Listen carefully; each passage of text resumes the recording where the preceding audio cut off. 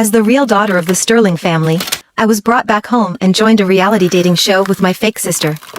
Faced with insults from the backstabbing Mia Harper, the tantrums of a self-absorbed male idol, and the show director's manipulative antics, I smirked and said, breast implants, a visit to Greenfield Wellness Clinic, and $1 million RV for your mistress? Ring any bells?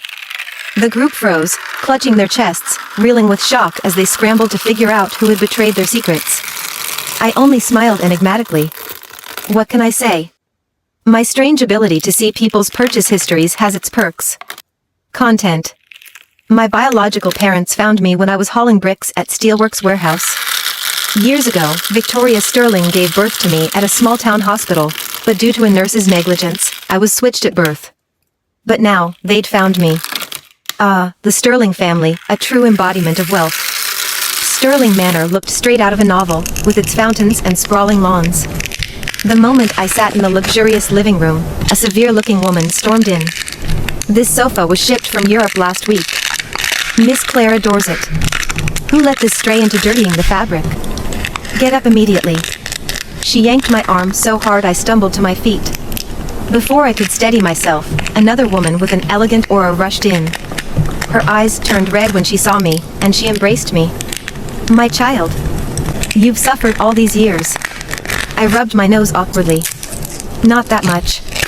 Moments later, the doors burst again, admitting a stern middle-aged man and a delicate girl who looked like a gentle lily.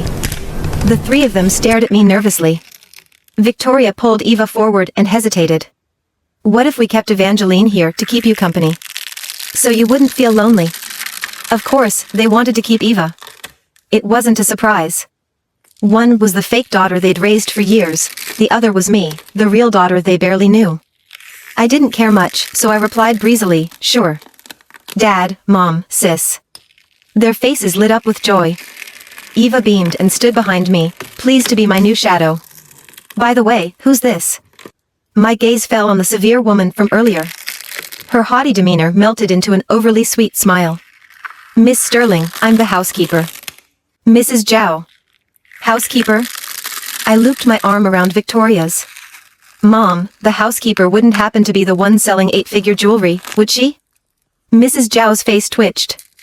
Mom, I ran into her at a consignment shop recently.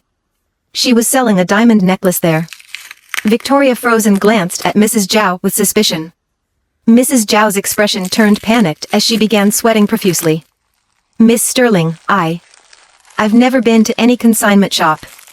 Maybe her selling items at consignment stores was a lie, but stealing Sterling's family jewelry and selling it? That was undoubtedly true. Ever since I woke up, I've had a strange ability. Why, I can see the details of everyone's purchase history. Mrs. Zhao has been stealing from my mother for years. Fine.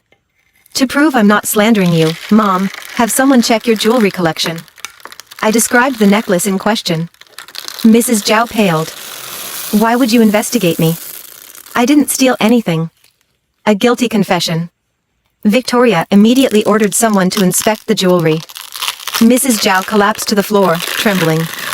Eva shuffled closer to me and tugged on my sleeve. Sister, you're amazing. Her face was glowing with admiration. Me? That's all it took to win her over? Her soft, innocent demeanor, no wonder she was written as the pitiful supporting character who could never escape the protagonist's oppression. Yes, I, the honest Naomi Sterling, and Eva, the fake Evangeline Claire, are not even the main characters in this world. The true protagonist is Mia Harper, a rising star who clawed her way up the entertainment industry by destroying Eva's reputation. Mia's career began with her branding as a mini Eva, using Eva's long-established popularity while secretly undermining her. They both signed on to Love Among the Stars, a reality dating show. During filming, a scandal broke out, accusing Eva of assaulting a pregnant woman. Her reputation tanked overnight. Meanwhile, Mia was hailed as a kind-hearted beauty, her fame skyrocketing in contrast to Eva's downfall. Sure, if the story were told from Mia's perspective, it'd be entertaining. But in this world, I'm Naomi, Eva's big sister. And I know exactly what Mia is up to. That pregnant woman? A fake hired to ruin Eva. Even if Eva is only my convenient sister, she's still a Sterling. I won't let anyone bully her. Eva is sweet and pretty, going out of her way to subtly please me. Honestly, with her lovely face that fits perfectly into my aesthetic preferences, I can't stand seeing her reputation torn apart.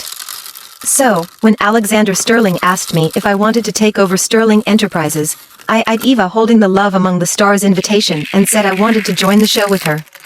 Eva's eyes lit up. Dad, please. She turned on her pleading charm. If I join the show with sister, you'll feel much more at ease, right? I privately discussed some of my business ventures with my dad, even sharing my private investment fund. Alexander was thrilled, handed over the company's future to me, and approved Eva and me joining the show. The show began with a live stream introduction at Sunset Hill Villa. All participants were present. I discreetly checked my phone, where the live stream chat buzzed with attacks on Eva. Why the hell did the producers invite someone like Evangeline Clare? She's so fake and manipulative. She doesn't belong on this show with our Mia. Ugh, she's here to leech off Mia Harper's fame. Can she stand on her own for once? Exactly. Diva's behavior and zero charm, yet she dares to show up here? Get off. RLY lost, his confusion painted across his face. Dominic Hayes, the band's lead singer, raised a brow and shot a knowing glance at Mia's enhancements. Still coughing, Mia clutched her chest, her eyes betraying panic and uncertainty. She straightened up and attempted to maintain her composure. I'm not sure what you're insinuating, Naomi, she said, her voice trembling slightly. It feels like you're holding a grudge against me.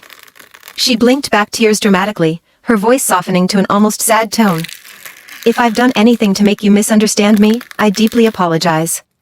But I hope you won't accuse me of something baseless. That's just unfair. There it was, the move to redirect public sympathy and unleash her rabid fanbase against me. I chuckled lightly, crossing my arms. Ms. Harper, didn't you start discussing fake versus real? Maybe you should explain to your fans whether your Magnatech is the real deal. Mia's face turned several shades paler as the chat erupted once again.